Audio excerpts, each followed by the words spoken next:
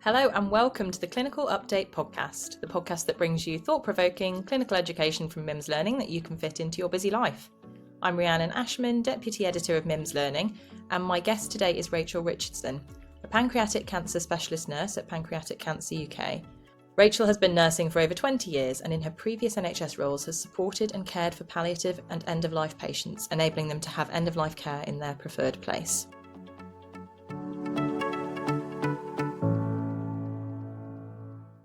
Now, regular listeners will know about MIMS Learning's Patient Presentation Pathway for Cancer campaign, which Pancreatic Cancer UK are charity partners with us on. And I'm really pleased that they are on board because pancreatic cancer it's close to my heart, as people say. My dad died of the disease back in 2020, and he was diagnosed just before we went into the first lockdown, and then he died 4 weeks later. So it was a very quick and surreal experience being in the midst of COVID as well. It's something that everybody knows is very difficult for GPs to pick up on and often has a pretty poor prognosis. So I'm really pleased that Rachel's here today to talk to us about what the current situation is in terms of diagnosis and some of the symptoms that people can be looking out for, as well as some of the new developments that are in progress, which hopefully might make things a bit better in the future in terms of diagnosis of pancreatic cancer. So welcome to the podcast, Rachel. Oh, hi Rhiannon. Thanks very much. Yeah, it's really good to be here today. So thanks for inviting me along. Also for sharing about your dad. I appreciate that. And yeah, I'm really sorry to hear about losing your dad so quickly. I can't imagine how difficult that time was. Rachel, I'm interested in how your sort of professional interest in pancreatic cancer developed and how did you get to where you are today? So I qualified as a nurse way back in 1998 and have had lots of different job roles since that time. I worked as a discharge liaison nurse, and as part of that service, we developed an initiative whereby patients that were coming towards the end of their lives, we could make sure that they were able to get to their preferred place of care. So for lots of people, this was getting them home and they needed a lot of support in order to do that. So really it was from setting up that service that my interest in palliative care really started. And from that point, I was able to apply for a job as an upper gastrointestinal nurse at a local district general hospital, which referred into a specialist multidisciplinary team. And really, that job was a tough job, but it was great being involved with patients from the point that they were diagnosed with an upper gastric cancer, of which the pancreas is one, to supporting them right through their pathway. And really, it was as a result of that job and seeing the job at Pancreatic Cancer UK that I ended up moving to the charity and have been here since 2017. So being able to specialise just in pancreatic cancer is something that I really enjoy. And working on our support service with a bunch of lovely supportive colleagues is great. And I'm just always really humbled by the patients, the families that I speak to, that we often get to know really, really well. It's really humbling to be part of a time in their lives that is often very, very difficult. As we've sort of alluded to, pancreatic cancer is the deadliest common cancer, and I wonder if you could talk us through what the current situation is in terms of diagnosis. Yeah, so the reason why pancreatic cancer is considered the deadliest common cancer is because more than half of people diagnosed with pancreatic cancer will sadly die within 3 months of being diagnosed. We know that there are around 10,500 new cases of pancreatic cancer per year here in the UK. So that makes it the 10th most common cancer in the UK. But with around 9,000 deaths from pancreatic cancer each year, it's the 5th biggest cancer killer. And sadly, pancreatic cancer has the lowest survival of all common cancers, with 5-year survival standing at just less than 7%. And really behind all this is the stark reality that 80% of people are diagnosed at a late stage. So this is at stage 3 and stage 4. And pancreatic cancer can cause vague, non-specific symptoms. So people may see their doctor several times before they're finally referred on for the right tests. And also symptoms may not appear until the disease is at an advanced stage. And shockingly, 70% of people that are diagnosed with pancreatic cancer don't actually receive any active anti-cancer treatment. And this can be due to a number of reasons. A couple are a person not being fit or well enough to receive treatment because they're quite unwell at the time of diagnosis, or it could be due to lengthy diagnostic pathways and delays, which mean a person's condition deteriorates rapidly from their point of diagnosis. We know that pancreatic cancer can cause a lot of complex symptoms, and so sadly this can really impact people and their condition does change rapidly. And we also know that around half of people are diagnosed via emergency presentation, and this is really commonly due to obstructive jaundice, and really that in itself brings with it a unique set of challenges. Thank you. Yeah, a lot of that you've just said is, chiming with my experience. And you mentioned vague and non-specific symptoms. And what might they be? Pancreatic cancer can cause many different symptoms. The most common are abdominal pain, and most commonly upper abdominal pain, plus and minus back pain. So it might be abdominal pain on its own, or it could be accompanied by back pain, or back pain on its own. Unexplained weight loss, indigestion, change in bowel habit, including diarrhea or constipation, and also, as we've mentioned, obstructive jaundice, which can be accompanied with dark urine, pale stools, and itching. Sometimes that itching can be really, really distressing. And then there are other symptoms as well, which people may experience. So steatorrhea, pale, oily, offensive smelling stools that are difficult to flush away, loss of appetite, symptoms of new-onset diabetes, which I know we'll touch on in a bit as well, so including feeling thirsty, passing urine frequently, and weight loss.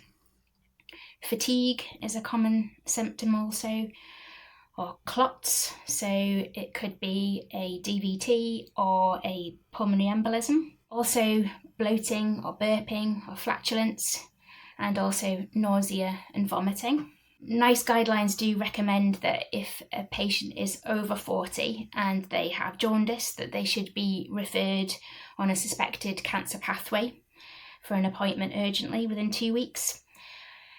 An urgent direct access CT scan should be considered to be performed within 2 weeks to assess for pancreatic cancer in people that are 60 and over, that have weight loss, and also if they have any of the following symptoms, which are diarrhea, back pain, abdominal pain, nausea, vomiting, constipation, and new-onset diabetes.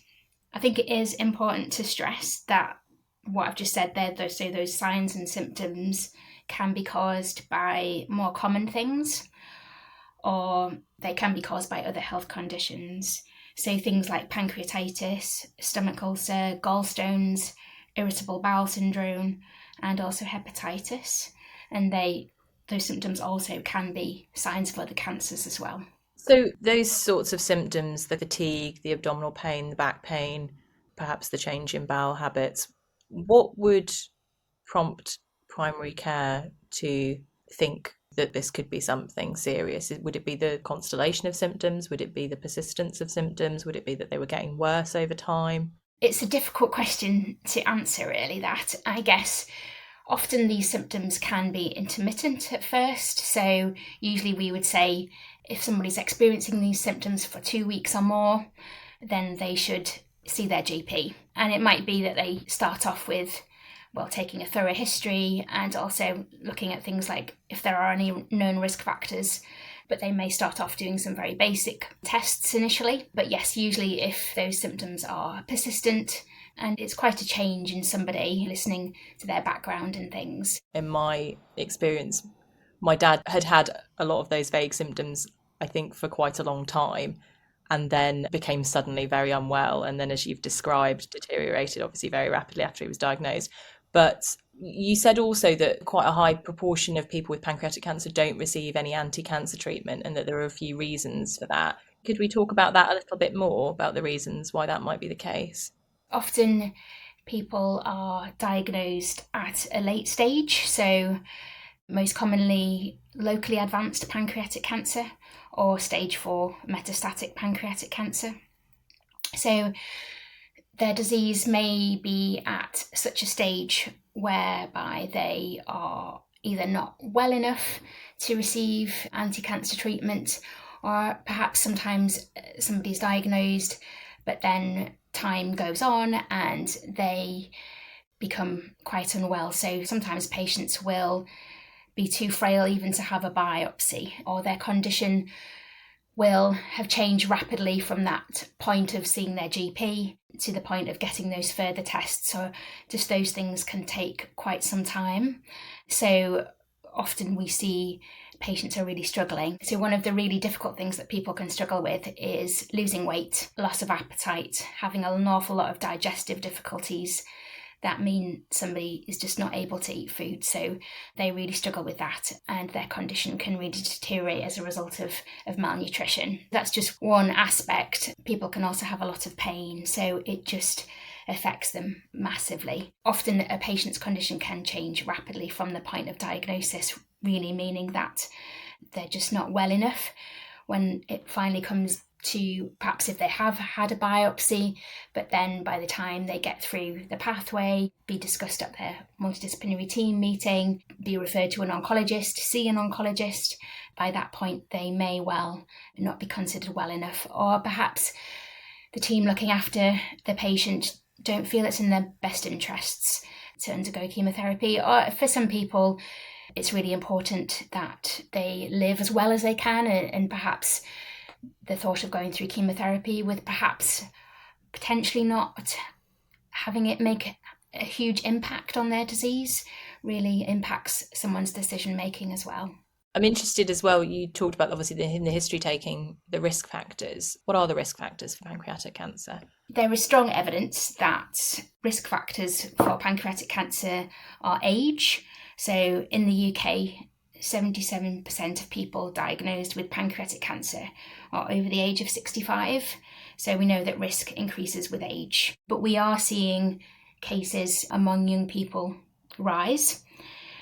Other risk factors are smoking, obesity, family history, pancreatic cysts, chronic pancreatitis, hereditary pancreatitis, and also diabetes. There is some evidence that suggests that a history of cancer, alcohol, red and processed meat, a person's blood group, gallstones and gallbladder surgery, increasing somebody's risk of pancreatic cancer, but really more research is needed. And working on our support service that myself and the other nurses provide, we speak to people that often have no risk factors at all. And in my experience, people diagnosed can often be extremely fit individuals who've lived very healthy lives, and we often have no reason as to why they have developed a pancreatic cancer. And this can be incredibly hard to understand for patients, for their family members. Really, we don't fully understand exactly what causes pancreatic cancer, but as I've said, we do know some risk factors. A lot of the research about the risk factors for pancreatic cancer is unclear. So some studies find that something increases the risk, while others may show that the same thing just has no effect. And there might also be other risk factors that researchers haven't found yet. Can you talk a little bit more about history of pancreatic cysts and how that might help GPs to sort of spot pancreatic cancer at earlier stages? Yeah, so pancreatic cysts are common. We know that around 20% of people over the age of 60 are estimated to have a pancreatic cyst. And often they're found incidentally, so a patient may be having a scan for a completely different reason and a pancreatic cyst is found. We know that in most cases the cysts are benign. However, it's thought that around 10 to 15% will eventually develop into pancreatic cancer. And the current management of pancreatic cysts is a somewhat controversial topic amongst specialists, and the approach varies between different hospitals. And again, this is a current area of research to improve our understanding of how precancerous pancreatic cysts develop into cancer. And finding out that they have a pancreatic cyst can be very worrying for patients. So it's important that people, if appropriate, and depending on the clinical details of their cyst, may be able to access a programme of surveillance just to check for growth or change in clinical features of the cyst. So often we'll speak to patients that have been diagnosed with a pancreatic cyst and they feel very anxious, so we'll talk that through with them. And it's also really important that if patients present and they are experiencing new symptoms as a result of a pancreatic cyst or an increase in symptoms, so the things that we've talked through, then it's important that they are reviewed by their hospital team that they were under the care of at the time the cyst was found. So this is the current situation, really challenging for patients, really challenging for primary care and everyone working with them. So there are some new developments, aren't there, in process that might help to improve the situation. Can you talk us through these a little bit? Yes, indeed. So because of what we were saying before, that 70% of people are not able to have any active anti-cancer treatment, and that's often due to late presentation. We might know that some people will have no symptoms at all and they'll present out of the blue. However, research does highlight that over 90% of pancreatic cancer patients will actually visit their GP with relevant symptoms in the 2 years before they're diagnosed. So really, this represents such a crucial window of opportunity for earlier detection. And we urgently need tools to help GPs identify patients presenting with these vague symptoms that we've mentioned who are most likely to have pancreatic cancer, so that they can be quickly referred on for further tests. So yes, there are currently promising tests in development using breath, blood and urine. So I'll tell you a little bit more about a couple of those. So firstly, the breath test. So Pancreatic Cancer UK are funding the development of the world's first breath test that can be used in the GP surgery to improve the early detection of pancreatic cancer. And this work is being led by Professor George Hanna at Imperial College in London, with the research team there carrying out a study in over 700 people, both with and without pancreatic cancer, to find out how effective the test is in detecting pancreatic cancer. Results are looking promising and we should be able to share more about that soon. All being well, we're hoping to move to a larger clinical trial by the end of the year. In terms of a blood test, so there is a team at the University of Essex, so Dr. Vladimir Teef and his research team there are looking to develop an accurate and affordable blood test to detect early stage pancreatic cancer, which is based on a new approach that measures small pieces of DNA in the blood. And if successful, Dr. Teef plans to work with NHS collaborators to quickly move the test into clinical trials. And the team have already seen success with this technique, with this test, in other malignancies, so in brain, breast and blood cancer. And they have some exciting early findings showing differences in DNA released into the blood between pancreatic cancer patients and healthy individuals. But the real challenge that they face is whether they can achieve the results in very early stages of pancreatic cancer. So I totally agree that the challenge of vague, non-specific symptoms and late presentation is huge. But having a test that is readily available in primary care that allows health professionals to identify patients that require further investigation would be such a step forward in ensuring that people are diagnosed at an earlier stage, opening up treatment options. So we know that it's only around 10% of people that are able to have surgery for pancreatic cancer, which offers a potentially curative option for them.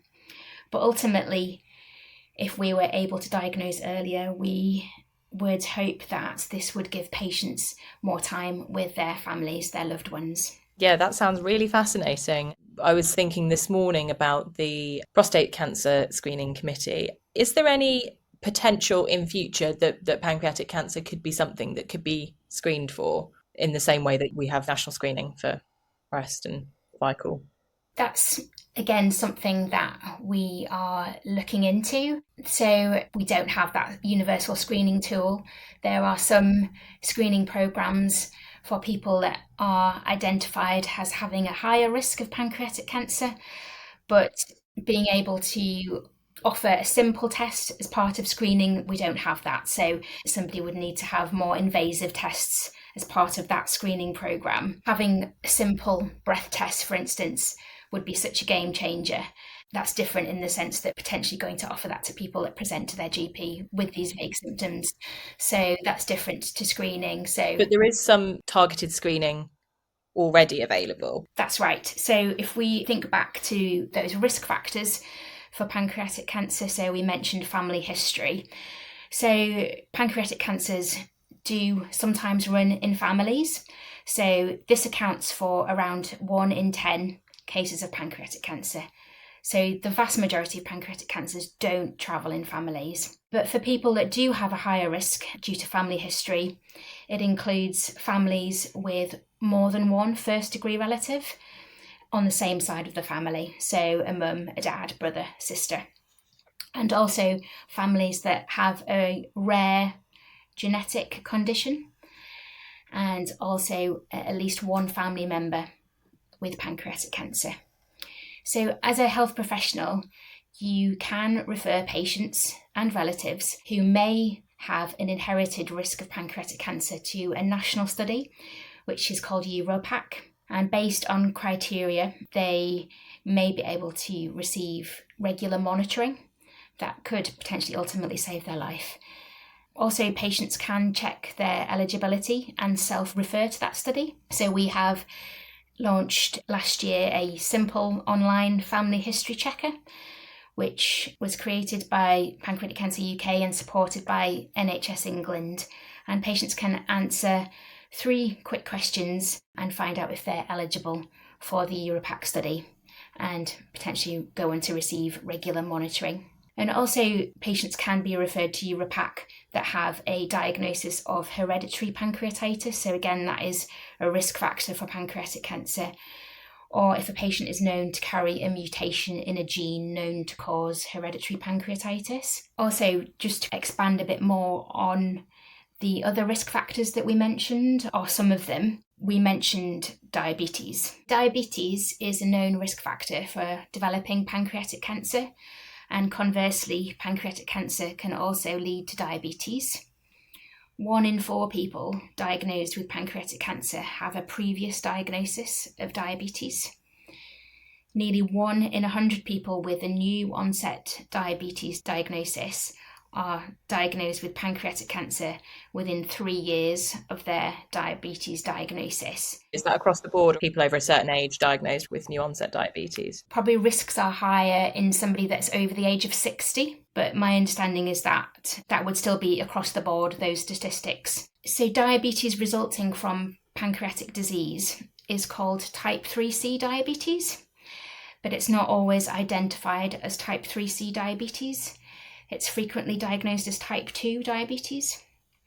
So I think the important thing to stress here is that a new diagnosis of diabetes can be a red flag for pancreatic cancer, or someone living with diabetes who has very stable control, which suddenly changes, can be a red flag.